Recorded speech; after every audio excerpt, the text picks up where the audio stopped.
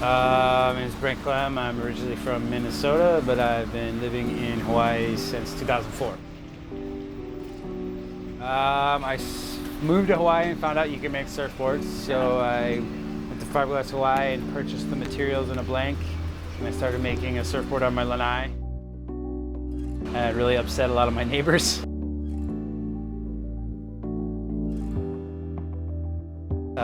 But I contacted Finalizing Hawaii again to glass the board because I didn't know how to do it.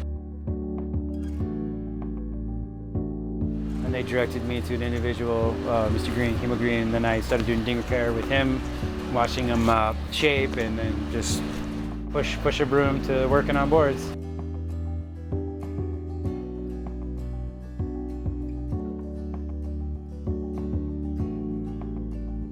Now, just get my template pulled down, draw my lines, making sure my numbers and my points match, so I get a nice arc. Nothing worse than a flat spot on a rail. And I'm using a flip style template, so you can do top and nose and tail with it, and both sides.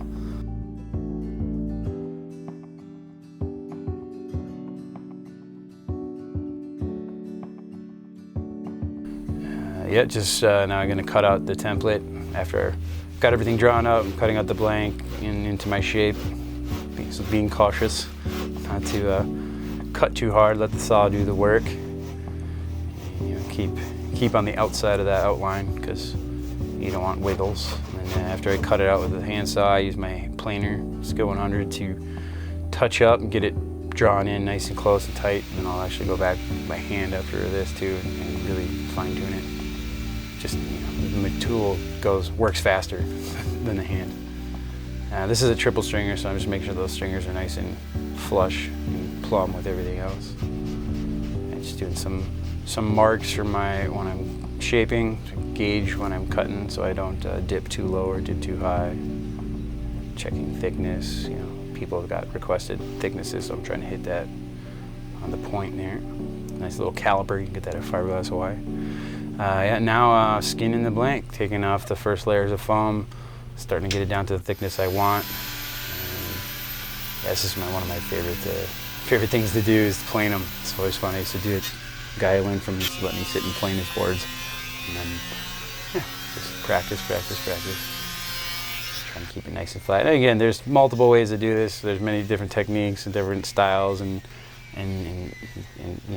how you do it, but this is what works best for me. Like I said, there's more than one way to skin a cat, but I always like to blow my board off, make sure there's a lot of dust, keep the dust off when I'm planing, so I know I'm getting a nice flat straight cut.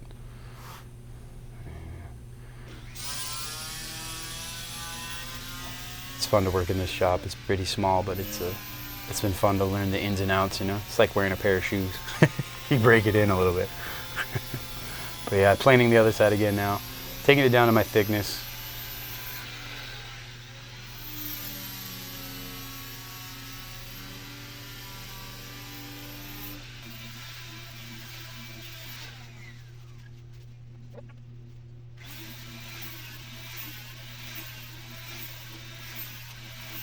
So yeah, right here now, flip the board. I'm kind of cutting my rails. I'm roughing out the board here. This is just like a rough outline. Rough it out, set it how I want it, and then after that I'd fine tune it with more, hand tools and power tools and stuff like that. The point is to usually get as much of the foam moved with the planer, because it's a tool. Yeah, do the one side, do the other, and then I do my deck, checking my lines, make sure I'm not going too low on one side or too high on the other.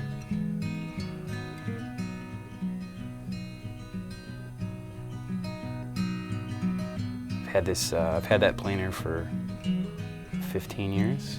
I got it from my mentor. Been holding on to that for a long time. I've got a collection of them. I have 7 of them. Why? I don't know. Hard to find parts for these too, so you kind of start hoarding them and salvaging one for the other and taking them apart. Yeah, again, just roughing out a board basically. All checking measurements, checking thickness.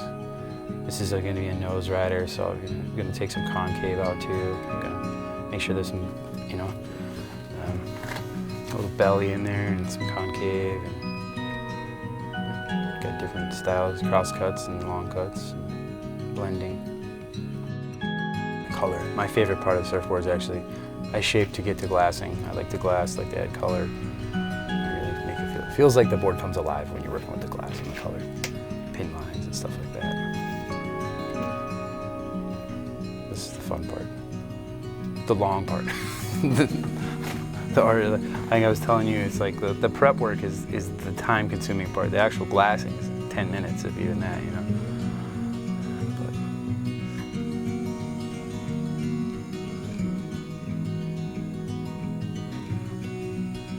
Some natural colors here. I don't know what we call it. I'm almost calling this like a Carhartt khaki or something like that.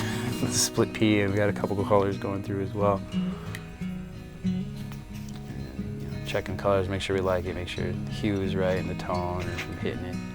I like to, if I'm making a board for somebody, I like to have given me a color swatch, and then I can really match it up a little easier. That's always the best thing to do. You know, have it physically in front of you and do it.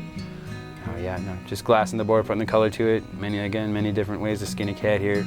These are the kind of techniques that work for me. You know, always learning, still continuing to learn and try new things. That's important. You know, if you're stagnant, you're not learning, so you're not progressing. But yeah, this is like I said, the prep work. This all takes about 7 to 8 to 10 minutes, and the prep work is, you know, color mixing, taping off, and you know, that's the hour or so, whatever. And, you know, maybe faster if you're super awesome.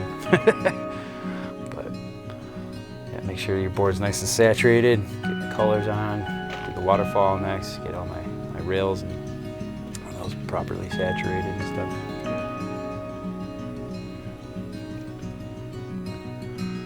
Keep bumping into those chairs when I'm glassing these boards in here.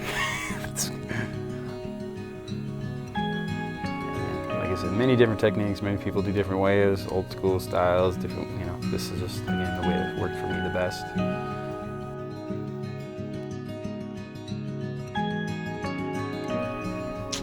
So this has been fun when customers, I've spent many years just making boards for myself and selling them to make another board, but people are interested now, so it's very flattering, very nice. But yeah, just trying to, you know, this is a custom-made surfboard for somebody, so trying to, it's all about the experience you're getting too. It's not just the product. You know, there's a lot of time and craftsmanship put in something and years of learning. So I'd like to show the respect for the people that have given me the opportunity to make a board, you know, for them. So give them the proper time and explanation of what I'm doing and my opinions. But yeah, these boards came out really great. Very happy with these.